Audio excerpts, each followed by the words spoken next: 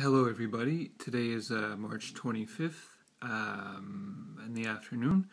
At the moment, I want to share with you a video regarding anger.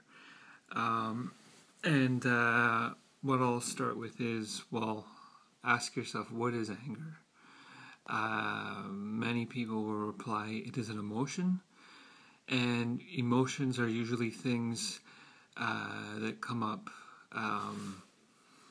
due to triggers, things of events that have happened to you in the past or currently happening to you. And if something of a similar nature reoccurs in your life at a later time, it might trigger anger because of what happened to you when you were younger. And things I've learned, growing up, I've known people who were sexually abused. Grew up in, I wasn't myself, but I grew up in, I guess if you will, psychologically abusive household. My mother was ill and wasn't able to take care of me the way she wanted. I've known people that have grown up in domestic violence. Again, luckily I haven't. So all of these things lead to anger, and the one thing I've learned the most is stuffing your anger is a horrible thing to do, because over time, guess what? Think of it like a volcano. What happens to a volcano when there's more and more pressure inside? It eventually erupts and it explodes. And personally, I don't want to be around anybody who is in that state of mind, and I don't think you want to be in that state of mind. There's many things you can do to acknowledge anger. Physical symptoms, you might start to get hot, feeling like your blood's boiling, headaches, nausea or pain in your stomach, all of these things. And then there's emotions that come up, and at some points anger can also lead to rage.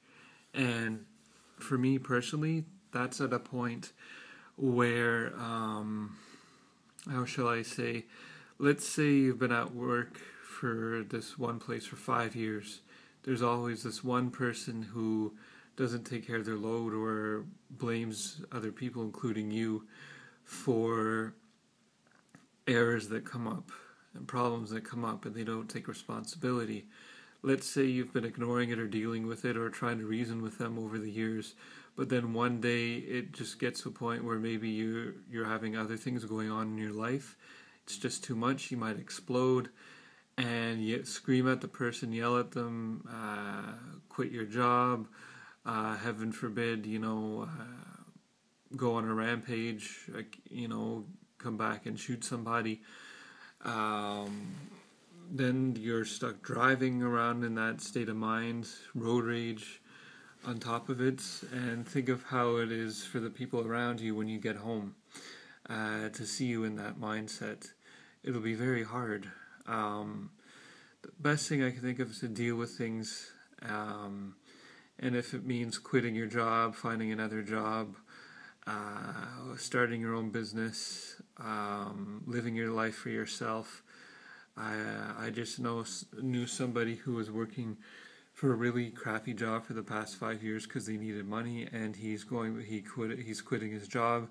He's going back to school in a career program, and so he can set up his own practice, and that's what he's doing with his wife, because they can't take living in a big city where they're living now, for example, and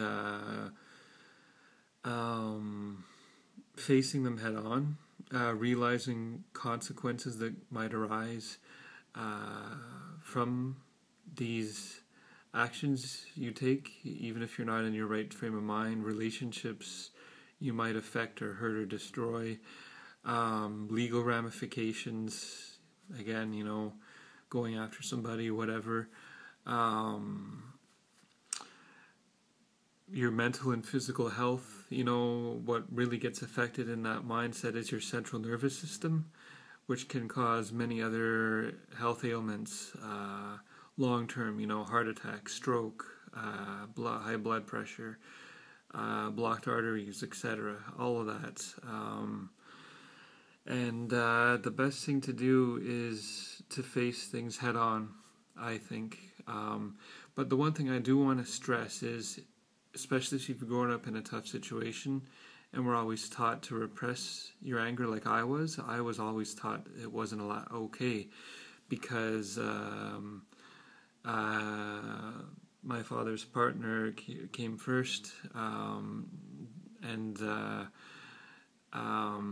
it didn't matter what I needed some of the time or all of the time. I wasn't allowed to be angry because he didn't come to my high school graduation, for example, even though I told him months in advance. He booked a fancy trip to go to France, and when I got angry, he tried to get me to stop being angry, and because it would upset his partner. That's an example for me. But I've slowly learned to allow to realize it's okay to be angry. And let's say if it's with your spouse, the best thing I could think of is to calm down, and try and talk about it rationally before either of you start saying things that you'll regret and can never take back. And if you need a therapist or hypnosis or something or whatever just to help you deal with your anger, that's the best thing, because long term it's not good to have anger bottled up, and we know some people who bottle it up and they're always angry and complaining, but then sometimes they loosen up and tell jokes and have fun, but we can tell it's still very hard for them to do. The best thing you can do is focus on yourself and fix yourself. Recognize the signs of anger, physical, emotional symptoms, health symptoms, and 2, it's okay to be angry. 3, it's not good to stuff it. Sometimes anger can help motivate you to do things, but on a whole, my third, fourth and final point will be, it's best to look after yourself and find ways to help manage your anger so that you don't lose relationships, lose career opportunities, friends, spouses, partners, and cause yourself health, bodily harm, illnesses, all of that you can avoid if you face your anger and realize it's okay.